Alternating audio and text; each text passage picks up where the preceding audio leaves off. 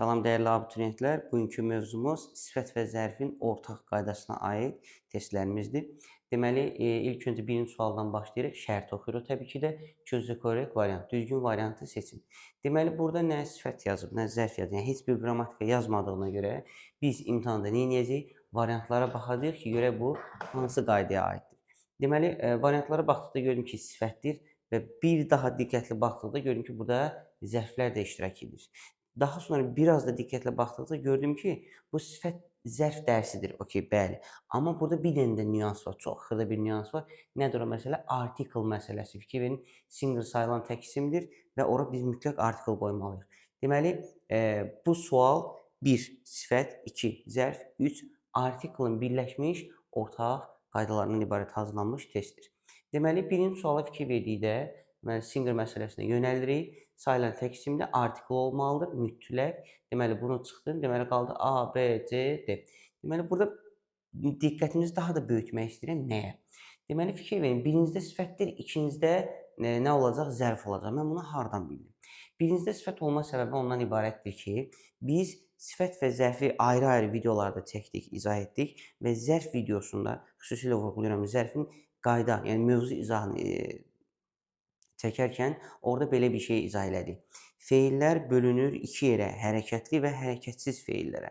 Yoldaşlar, hərəkətli feilləri zərf təyin edir, hərəkətsiz feilləri sifət təyin edir. Hərəkətsiz feillərə hiss-həyəcan bildirənlər, anlıq hərəkətlər bura daxildir.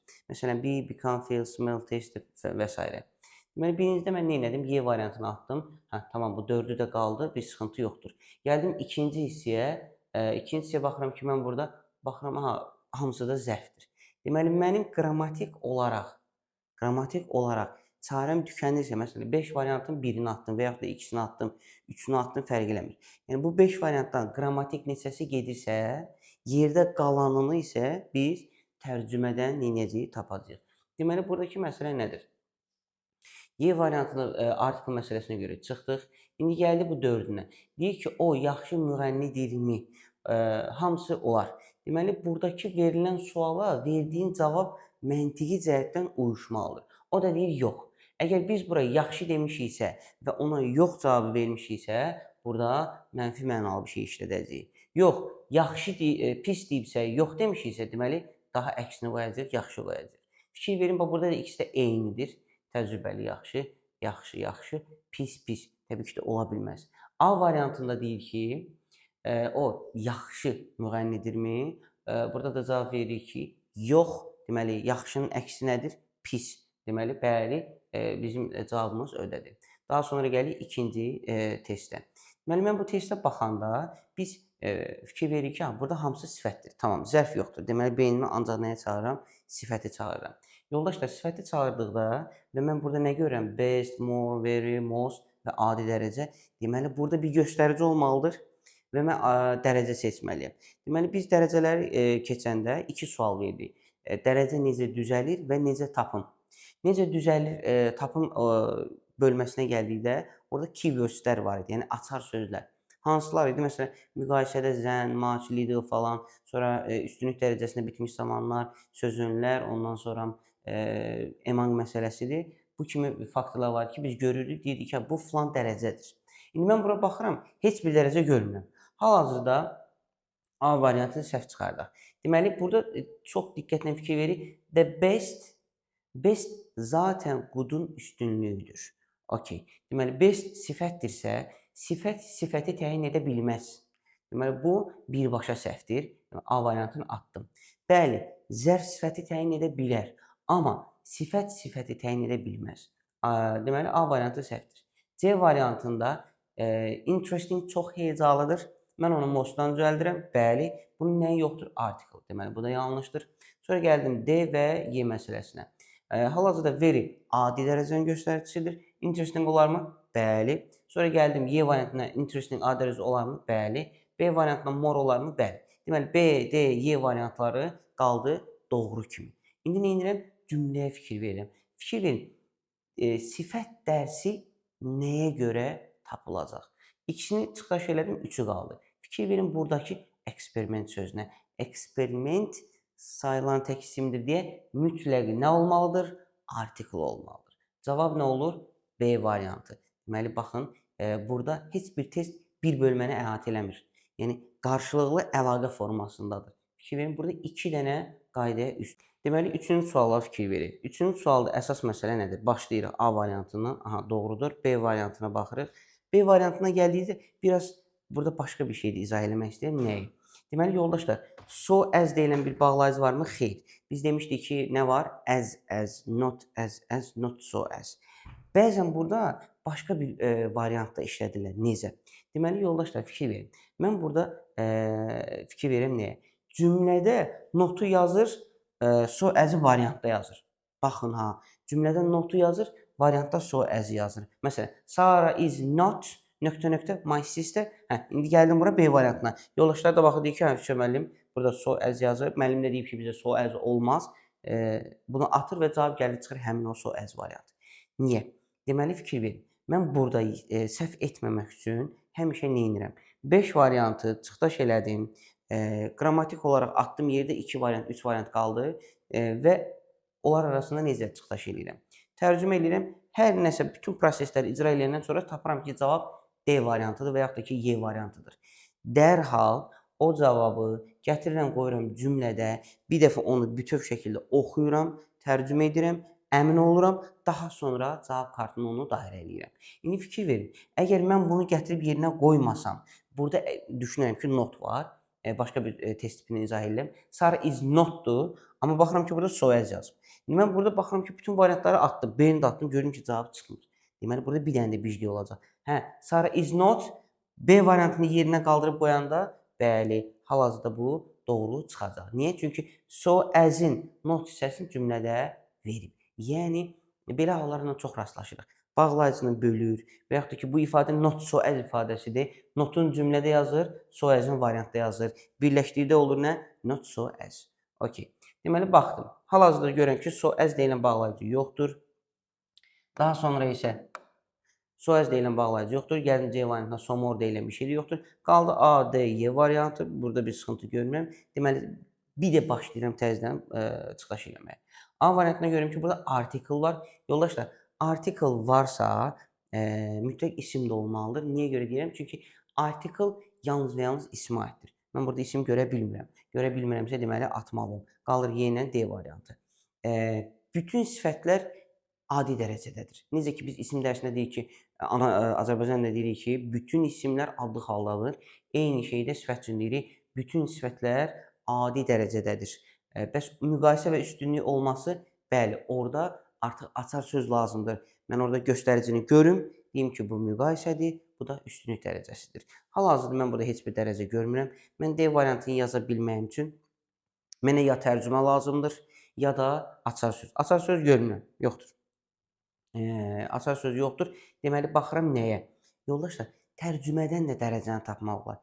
Əgər sən tərcümə eləyirsənsə, orada 2 şəxs, 2 əşya varsa, birini digərinə müqayisə edirsə, fikir bildirsə, bu müqayisə dərəcəsi olur. Amma 3 və 3-dən sonsuzluğa doğru şəxs və əşya varsa, məsələn, desək ki, Tom və Əli. Artıq fikir bildirsən, bunlar barəsində müqayisə olacaq. Tomu Əlidən müqayisə etmiş olam. Amma mən fikir verirəm nəyə? 3 şəxs və artıq olursa üstünlük dərəcəsi olur. Hal-hazırda baxıram, Sarada mənim bacım kimi? Deməli, burada bənzətmə var. Burada başqa bir şey olmadığına görə cavabımız avtomatik nə olur? Y variantı olur. İndi isə keçək digər suallara. Deməli, gələk 4-cü sualımız. 4-cü sualımızda deməli, variantlara uyğun baxıram. Sifət testidir, zərf yoxdur. Deməli, burada əsas faktor nədir? Əsas faktor, burada açarımız var, zən. Zən məndən nə istəyir? Müqayisə istəyir. Deməli, A variantı doğrudur, B variantı doğrudur, C variantı yanlışdır. Niyə? Çünki est üstünlük dərəcəsidir. D variantına gəldikdə Z üstünlük dərəcəsidir. Y variantına gəldikdə more, bəli, müqayisə dərəcəsidir. Amma problem ondadır ki, burada 2 dənə problem var. 1. Article yazmısansa mütləq nöqtədən sonra isim olmalıdır. O yoxdur. Small tək hecalıdır, o more-la düzəlməz. Hər bir halda Y variantı yanlışdır. Qaldı yerdə nə? A-la B variantı. Burada bigger, smaller, ikisi də doğrudur. Burada artıq bizim dünya görüşümüzlə əlaqəli olan bir şeydir. Ay Günəşdən böyükdürmü, balacadırmı? Bəli, Ay Günəşdən, daha doğrusu Ay Yerdən daha balacadır. Cavabımız olur B variantı. İndi isə gəlirik 5-ci suala. 5-ci sualda oxudum, gördüm mən burada bir variantların doğruluğunu yoxlasam, həppi düzdür, B variantı düzdür, C variantı yanlışdır. Baxın, burada da sizin diqqətinizi yönəltmək istəyirəm. Bir sifətə 2 dənə düstur artırıla bilməz. Həm most, həm est, həm mor, həm er artırıla bilməz. Deməli, bu hər bir halda yanlışdır. D variantında est var, nəyi yoxdur? Z-si yoxdur. Deməli, bu da yanlışdır. Qaldı A, B, bir də Y variantı. Adi üstünlük müqayisə dərəcəsi. Tamam. İndi gedirəm cümləyə. Baxım görüm cümlədə nə var? Mənə açar nə veribdir? Bəli, among veribdir. Among biz demişdik ki, iki şəxs əşya olarsa fikir bildirsəm Əli və Leyla və yaxud da ki, dostlar Orxan və nə bilim Məhəmməd. Burada olur müqayisə dərəcəsi. Yox, 3 və 3-dən sonsuzluğa gedirsə, artıq burada olacaq üstünlük dərəcəsi. Between among bunun sübutudur. Between iki şəxs arasındadır, among daha çox şəxs arasındadır. Between müqayisə dərəcəsinin göstəricisidir, among üstünlük dərəcəsinin göstəricisidir. Deməli, burada baxıram ki, among üstünlükdürsə, Y müqayisə, A adi dərəcə, cavab qaldı nə? B variantı. Davam edirik. Əslində bu testləri daha tez, sürətli izah edə bilərəm, amma buradakı məsələ ondan ibarətdir ki, mümkün bütün variantları izah edirəm ki, yəni bizim heç bir sualımız qalmasın. Gəldim 6-cı suala. 6-cı sualda baxıram ki, lap cümləyə baxmasam da nəyə çıxdaş edə bilərəm? Bigger, biggest. Hə, bunun Z-si yoxdur, A gedər. Ondan sonra B variantında biggest, Z-si yoxdur, Z-si yoxdur. Qaldım 2 dənə arasında. Deməli cümləni oxumasam da variant zaten üzə çıxır, amma yenə də baxacam mən cümləyə. More bigger bir sifətə 2 dənə düstur artırılmaz. Deməli həm more, həm er ola bilməz, həm most, həm est ola bilməz. Cavab çıxır. Amma yenə də cümləyə baxıram. Birinci cümlədə as adi dərəcənin göstəricisi var. İkinci cümlədə much müqayisə dərəcəsinin göstəricisi var. Bəli, cavabımız çıxdı. Hal-hazırda D variantıdır. Deməli, yoldaşlar, bəzən belə bir durumda olur. Həm maç, həm zən, ortada da bir dənə boşluq olur və abituriyentlərimiz sual verir. Deyir, ay müəllim, siz dediniz axı, bir dənə sifətə 2 dənə göstərici olmaz. Baxın, orada çox ciddi bir məsələ var. Bir sifətə 2 düstur artırıla bilməz. Həm more, həm er, həm most, həm est. Yəni, bunun biri olar. Əgər tək hecalıdırsa, er artıracaqsan, est artıracaqsan, çox hecalıdırsa, ya more, ya da most. Amma bunlar düstur deyil. Bunlar açar sözdür. Maç, müqayisə, zən, müqayisə. Buradakı əsas faktor maç da eyni dərəcəni istəsin, zən də eyni dərəcəni istəsin. Yəni, maç da müqayisə istəyir, zən də müqayisə istəyir və bu boşluğa nə qoyacaq? Müqayisə. Amma yox, sən burada yazsan ki, maç, burada da veri yazsan, maç müqayisə dərəcə istəyir, veri adi dərəcə istəyir. Bu necə ola bilər? Yəni, mən bir boşluğa bir dənə sifət yaza bilərəm, 2 dənə yaza bilmərəm ki. Yəni, buradakı dəqiqlik, qayda ondan ibarətdir ki, hər iki açar söz eyni dərəcəni dəstəkləsin. Və mən bura bir dərəcə, bir söz, bir sifət yaza bilərəm. Bəli, cavabımız olur nə? D variantı. Daha sonra gəldik növbəti sualımıza.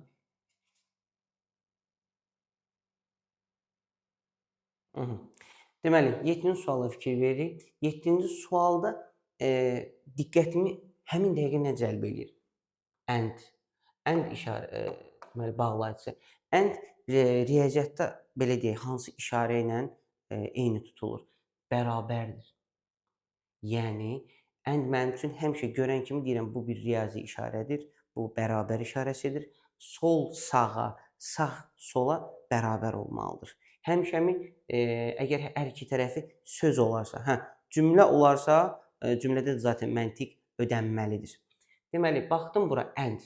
Niyə görə bunu vurğuladım? Ona görə vurğuladım ki, məsələn, bir tərəfin müqayisə, bir tərəfin adi, bir tərəfin üstünlüyü, bir tərəfin müqayisə qoya bilmərəm. Hər iki tərəf eyni olmalıdır. Bu bir. İkinci böyük bir qlobal məsələ. Əgər burada müqayisə dərəcəsi olsa, və hər ikisi çox heyecanlı olsa, məsələn, desək ki, kitab çox maraqlı və bahalıdır, mən bunu müqayisədə qoysam, hər iki tərəfə more expensive and more interesting. More yazmıram. Most yazmıram. Niyə? Çünki bir dənə önə yazacam, bu tərəfə yazmayacam. More expensive and interesting. Niyə belə elədim? Çünki ingilislərdə biz artıq digər test, bundan əvvəlki test izahından bilirik ki, ingilislər təkrara yol verməmək üçün oradakı ismi ata bilir. Və burada da ingilislər təkrara yol verməmək üçün o more 2 dəfə işlətmir. More. Bir dəfə more deyir, more expensive and interesting. Bitdi. Həmən ora more yazsam təkrar nə olacaq? Təbii ki də o variant səhv olacaq. Mən ora ikisinə də most yazsam, təbii ki də səhv olacaq. Buradan bir sual doğur. Nədir o sual? Mənim bu est və erə də mi aiddir? Yox. Niyə? Çünki more-la most müstəqil şəkildə ayrı işlənir. More expensive.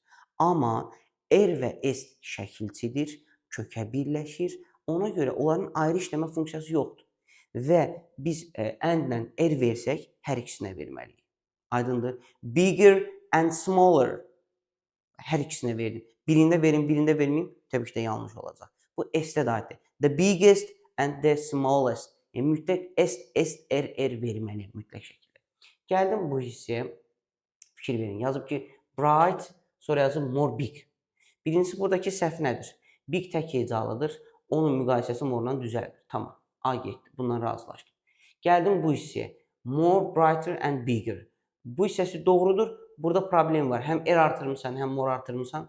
Mümkün deyil. Yəni, biz birini yazmalıyıq. Gəldim C variantına. Burada həm est, həm er. Biri elə, biri belə ola bilməz. Niyə? Çünki bərabər işarəsi var. Bundan əlavə burada nə var? Article var. Article-da yazmışamsa mütləq mən burada nə axtaracam? İsmi axtaracam ki, onu görmədim. Ona görə C variantı da yanlışdır. Qaldım D ilə Y variantının arasında və burada müqayisə və nə var? Adi dərəcə var. Deməli, fərqli ola bilməz. Cavab oldu nə? D variantı. Gəldim 8-ci testə. Deyir ki, bizdən nəyi seçməliyik? Zərfləri seçməliyik. Bax, burada belə deyək də, ehtiyatlı olmalıyıq. Zərfin ən özəl və gözəl qaydalardan biridir. Zərfin bir neçə, belə deyək də, can alıcı, püf nöqtəli məqamları var. Onun da biri budur. Niyə görə belə böyütdüm? Niyə görə bunu belə elədim? Çünki yoldaşlar, biz bilirik ki, Elvay nə düzəldir? Zərf düzəldir. Tamam, okey. Bəs bütün Elvaylar zərfdirmi? Xeyr. Biz zərfin video izahında da dedik ki, dəyərli dostlar, diqqətlə fikir verin. Elvay zərf düzəldir, bəli. Amma Elvay ilə düzələn sifətlər də var. Baxın, onlar bu variantlarda gizlənir. Getdi, bir tapaq. Lonely, friendly, lively. Fikir verin, atdım, avtomatik olaraq cavab neyinir? Üzə çıxır. Bu testi yazmaq üçün mütləq bu zərfin bu qaydasını bilmək lazımdır. İndi isə yoldaşlar 9-cu suala fikir veririk. 9-cu sualda baxıram, nəyə görürəm burada? Was görürəm. Yəni mütləq birinci mənə nə sadə gəlirsə onunla başlayıram. Was to be feilidir. To be feilinin keçmiş sadə, yəni past simple tense formunda təsriflənməsi was və were'dir. Bunu niyə belə xırdalayıram? Ona görə ki, biz zərf dərsində öyrəndik ki, be feilini sifət təyin edir. Sifət təyin edirsə, o zaman nə edirəm? Buradan zərfləri atacam. Deməli, 3 dənə variantımızı çıxış eləmiş olduq. Sonra gəldim birinci boşluğa baxıram. Mənim bacım nə edir? Performed göstərir. Deməli, bunu zərf təyin eləməlidir. Baxdım ki, bu sifətdir. Ona görə bu variantda getdi. Çox sadə bir şəkildə nə elədik? Bir dənə variantımız qalır. Daha sonra isə keçdik 10-cu suala. 10-cu sualda birinci variantlara baxıram. So, to, enough, even, rather. Okay. Bir şey tam tutmadım. Ona görə də cümləni oxuma ehtiyacı duyuram. Baxıram, nöqtə. Nöqtədən sonra nə var? Bir tamamlıq var. Bəs öndə nə var? Sifət var. Deməli, mən so yazsam, so qaydasını beynimə gətirirəm ki, sifət sonun harasında yerləşir? Sağında. Mən burada old so yaza bilmərəm. So old olmalı. Deməli, sifətin burada işlənməyinin önəmi var. Öndəmi, sondamı? Burada bircə dənə variantda, enough variantında sifət enough'ın önündə işlənir. digərini isə bunların hamısının sağında işlənir. Yoldaşlar, bütün testlərə qulaq asarkən çox diqqətlə qulaq asmaq lazımdır. Hər kəsə uğurlar, bəyəni paylaşmağı unutmayaq. Sağ olun.